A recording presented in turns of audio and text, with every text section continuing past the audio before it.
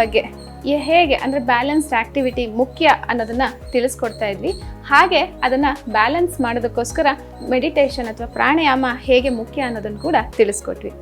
ಇದು ಎರಡರ ಜೊತೆಗೆ ಮತ್ತೊಂದು ಬೇಕಾಗಿರುವಂಥದ್ದು ನಾವು ರಾತ್ರಿ ಬೇಗ ಮಲಗುವಂತಹ ಒಂದು ಅಭ್ಯಾಸ.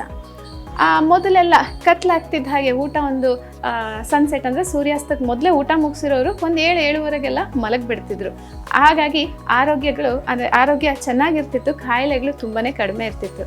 ಈಗ ಏನಾಗಿದೆ, ಒಂದು ಮಾಡರ್ನೈಸೇಷನ್ ಅಥವಾ ಸಿವಿಲೈಸೇಷನ್ ಅನ್ನುವಂಥ ಒಂದು ಹೆಸರಲ್ಲಿ ನಾವು ಕೆಲಸನೇ ಹೆಚ್ಚಾಗ್ತಾ ಹೋಗಿ ನಾವು ಮನೆಗೆ ಬಂದು ಊಟ ಮಾಡೋದೇ 8, 9, 10 ಈ ರೀತಿ ಆದರೆ ಮಲಗೋದಂತೂ 11, 12, 1 ಆ ರೀತಿ ಆಗ್ತಾ ಹೋಗುತ್ತೆ. ಸಾಕಷ್ಟು ಜನಕ್ಕೆ ನೈಟ್ ಶಿಫ್ಟ್ ಅಥವಾ ಸೆಕೆಂಡ್ ಶಿಫ್ಟ್ ಆದರೆ ಇನ್ನೂ ಲೇಟ್ ಮಾಡ್ತಾ ಹೋಗ್ತಾರೆ. ರಜಾ ಇದ್ದಾಗ ಕೂಡ ಅದೇ ಅಭ್ಯಾಸದಲ್ಲಿ ರಾತ್ರಿ ಎಲ್ಲ ಎದ್ದಿರೋವಂಥದ್ದನ್ನು ಮಾಡ್ತಾ ಹೋಗ್ತಾರೆ. ಈ ರೀತಿಯಾಗಿ ನಾವು ರಾತ್ರಿ ಅಂದರೆ ಸೂರ್ಯಾಸ್ತದ ನಂತರ ಕತ್ತಲಲ್ಲಿ ನಾವು ಹೆಚ್ಚಾಗಿ ನಮ್ಮ ಬಾಡಿ ಆ್ಯಕ್ಟಿವಿಟಿ ಮಾಡ್ತಾ ಹೋದಾಗ ಅದು ಹೃದಯದ ಮೇಲೆ ಪ್ರೆಷರ್ ಬೀಳ್ತಾ ಹೋಗುತ್ತೆ. ನಾವೊಂದು 9 ಗಂಟೆ ಒಳಗಡೆ ಮಲಗಿ ಬೆಳಗ್ಗೆ ನೀವೊಂದು 3 ಗಂಟೆ ಮೇಲೆ ಎಷ್ಟೊತ್ತಿಗೆ ಇದ್ರೂ ಪರವಾಗಿಲ್ಲ, ಆಮೇಲೆ ನಿದ್ರೆ ಬಂದಿಲ್ಲ ಅಂದರೂ ತೊಂದರೆ ಇಲ್ಲ. ನೀವು ಮಾಡೋಂತಹ ರಾತ್ರಿ ಏನೇ ಇದ್ರೂ ಕೂಡ ಅದನ್ನೆಲ್ಲ ಬೆಳಗ್ಗೆಗೆ ನೀವು ಇಟ್ಕೊಂಡ್ರೆ ನಿಮಗೆ ಆಗ ಹೃದಯದ ಮೇಲೆ ಆಗುವಂತಹ ಪ್ರೆಷರ್ ಅಥವಾ ಲೋಡ್ ಕಡಿಮೆ ಆಗಿ ಆರಾಮಾಗಿರೋದಕ್ಕೆ ಸಾಧ್ಯ ಆಗ್ತಾ ಹೋಗುತ್ತೆ. ಸೊ ಹೀಗಾಗಿ ಎಲ್ಲದರ ಜೊತೆಗೆ ರಾತ್ರಿ ಬೇಗ ಮಲಗುವಂಥ ಅಭ್ಯಾಸ ಮಾಡ್ತಾ ಹೋಗೋದು ಕೂಡ ಅಷ್ಟೇ ಮುಖ್ಯ ಆಗುತ್ತೆ.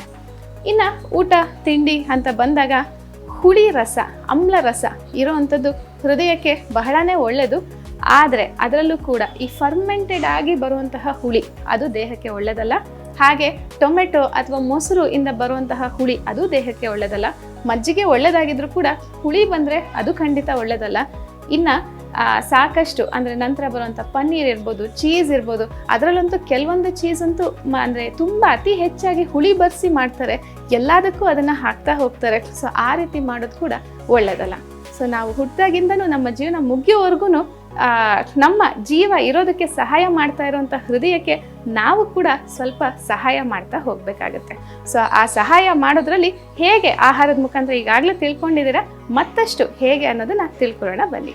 ಈಗ ಮತ್ತೊಂದು ರೆಸಿಪಿ ಹೃದಯಕ್ಕೆ ಅನುಕೂಲವಾಗುವಂಥದ್ದು ಏನು ಅಂತಂದರೆ ಕೋಕಂ ರಸಂ. ಸೊ ಇದನ್ನು ಹೇಗೆ ಮಾಡೋದು ಅಂತ ನೋಡೋಣ. ಕೋಕಂ ರಸಂಗೆ ಬೇಕಾಗುವ ಸಾಮಗ್ರಿಗಳು: ಕೋಕಂ, ತುಪ್ಪ, ಸಾಸಿವೆ, ಜೀರಿಗೆ, ಕಾಳುಮೆಣಸಿನ ಪುಡಿ, ಸೈಂಧವ ಉಪ್ಪು, ಅರಿಶಿಣ, ಕರಿಬೇವು, ಈರುಳ್ಳಿ, ಕೊತ್ತಂಬರಿ ಸೊಪ್ಪು. ಆಯುರ್ವೇದದಲ್ಲಿ ಹೃದ್ರೋಗದಲ್ಲಿ 5 ಥರದ ವಿಧ ಅಂತ ಹೇಳ್ತಾರೆ. ಒಂದು ವಾತದಿಂದ ಜಾಸ್ತಿಯಾಗಿ ಬರುವಂಥದ್ದು, ಇನ್ನೊಂದು ಪಿತ್ತ ಜಾಸ್ತಿಯಾಗಿ, ಹಾಗೆ ಕಫ ಜಾಸ್ತಿಯಾಗಿ, ಈ 3 ಜಾಸ್ತಿಯಾಗಿ ಬರುವಂಥದ್ದು, ಹಾಗೆ ಇನ್ನೊಂದು ಕ್ರಿಮಿಜ ಅಂತ ಹೇಳ್ತಾರೆ. ಒಟ್ಟು 5 ವಿಧಗಳನ್ನು ಹೇಳ್ತಾರೆ. ಇಲ್ಲಿ ವಾತ ಜಾಸ್ತಿ ಆದಾಗ ಏನಾಗುತ್ತೆ ಅಂತಂದರೆ ಅದು ಹಾರ್ಟ್ ಎನ್ಲಾರ್ಜ್ಮೆಂಟ್ ಆಗೋದಕ್ಕೆ ಕಾರಣ ಆಗುತ್ತೆ. ಇನ್ನು ಪಿತ್ತ ಜಾಸ್ತಿ ಆದಾಗ ಪೆರಿಕಾರ್ಡೈಟಿಸ್ ಅಂತ ಹೇಳ್ತೀವಿ. ಅಂದರೆ ಹೃದಯದ ಸುತ್ತ ಒಂದು ಲೇಯರ್ ಇರುತ್ತೆ, ಅದು ಪೆರಿಕಾರ್ಡಿಯಂ ಅಂತ ಹೇಳ್ತೀವಿ, ಅಲ್ಲಿ ಇನ್ಫೆಕ್ಷನ್ ಕಾಣಿಸ್ಕೊಡುತ್ತೆ. ಇನ್ನು ಕಫ ಜಾಸ್ತಿ ಆದಾಗ ಮಯೋಕಾರ್ಡಿಯಲ್ ಇನ್ಫೆಕ್ಷನ್ ಅಂತ ಹೇಳ್ತೀವಿ. ಸೊ ಈ 3 ಜಾಸ್ತಿ ಆದಾಗ ಅಂದರೆ ತುಂಬ ಜಾಸ್ತಿ ದೇಹದಲ್ಲಿ ತುಂಬ ವೇರಿಯೇಷನ್ಸ್ಗಳಾದಾಗ ಈ 3 ಕಾಯಿಲೆಗಳು ಒಟ್ಟಿಗೆ ಬರುವಂತಹ ಚಾನ್ಸಸ್ ಸಮೇತ ಇದೆ.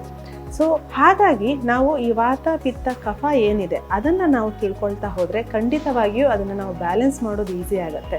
ಸೊ ಆಗಲೇ ಹೇಳ್ದಾಗೆ ನಾವು ಈ ಹೃದಯ ಸಂಬಂಧ ಕಾಯಿಲೆಗಳು ಏನಿದೆ ಅದನ್ನು 90% ಕಾಯಿಲೆಗಳನ್ನು ನಾವು ಬರದೇ ಇರೋ ಹಾಗೆ ತಡಿಬೋದು. ಹಾಗೆ ಬಂದರೂ ಸಮೇತ ಸಿಂಪಲ್ ಆಯುರ್ವೇದಿಕ್ ಮೆಡಿಸಿನ್ನಲ್ಲಿ ಅದನ್ನು ನಾವು ಕಂಪ್ಲೀಟಾಗಿ ಗುಣಮುಖ ಸಮೇತ ಮಾಡ್ಕೊಳ್ಬೋದು.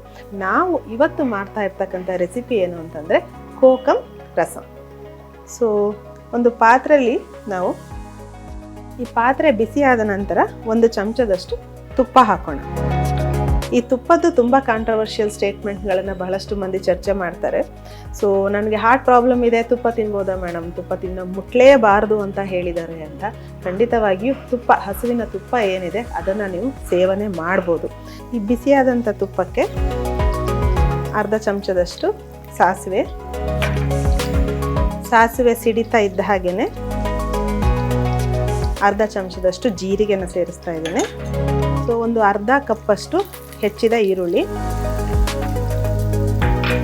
ಹಾಗೆ ಒಂದು 4ರಿಂದ 5 ಕರಿಬೇವಿನ ಸೊಪ್ಪು.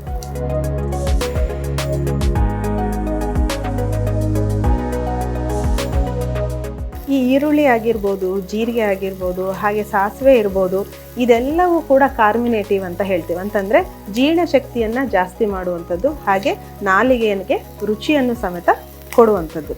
ಸೊ ಯಾವುದೇ ಕಾಯಿಲೆ ಇರಲಿ, ಹೃದ್ರೋಗ ಸಮಸ್ಯೆ ಇರಲಿ, ಓವರ್ ವೆಯ್ಟ್ ಇರಲಿ, ಅಥವಾ ಹೈ ಬ್ಲಡ್ ಪ್ರೆಷರ್ ಇರಲಿ, ಹಾಗೆ ಕೊಲೆಸ್ಟ್ರಾಲ್ ಸಮಸ್ಯೆ ಇರಲಿ, ಇಲ್ಲಿ ನಾವು ಮಾಡಬೇಕಾಗಿರ್ತಕ್ಕಂಥದ್ದು ನಮ್ಮ ಮೆಟಬಾಲಿಸಮ್ನ ನಾವು ಜಾಸ್ತಿ ಮಾಡಬೇಕಾಗತ್ತೆ. ಮೆಟಬಾಲಿಸಮ್ನ ನಾವು ಜಾಸ್ತಿ ಮಾಡಬೇಕು ಅಂತಂದರೆ ಆದಷ್ಟು ಈಸಿಯಾಗಿ ಜೀರ್ಣ ಆಗುವಂಥ ಆಹಾರ ಪದಾರ್ಥಗಳನ್ನು ನಾವು ಇಲ್ಲಿ ಸೇವನೆ ಮಾಡಬೇಕು.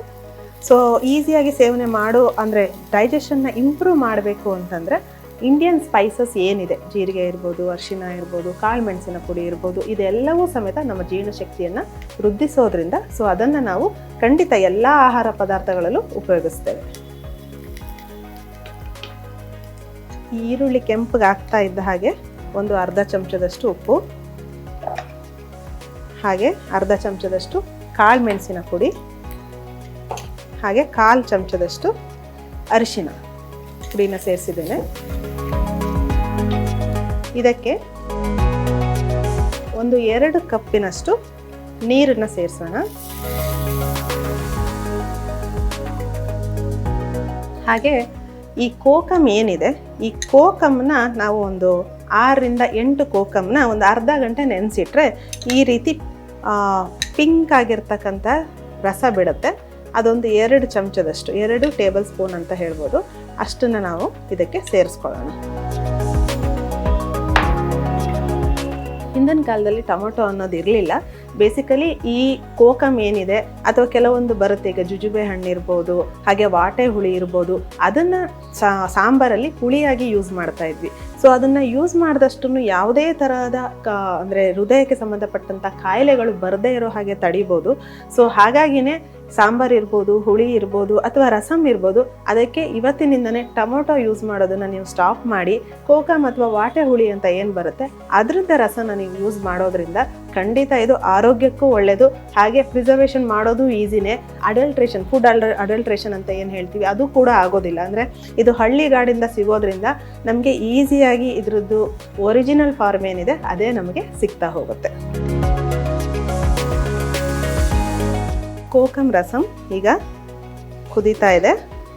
ಕಡೆಯಲ್ಲಿ ಹೆಚ್ಚಿದಂಥ ಕೊತ್ತಂಬರಿ ಸೊಪ್ಪನ್ನು ಸೇರಿಸ್ತಾ ಇದ್ದೀನಿ.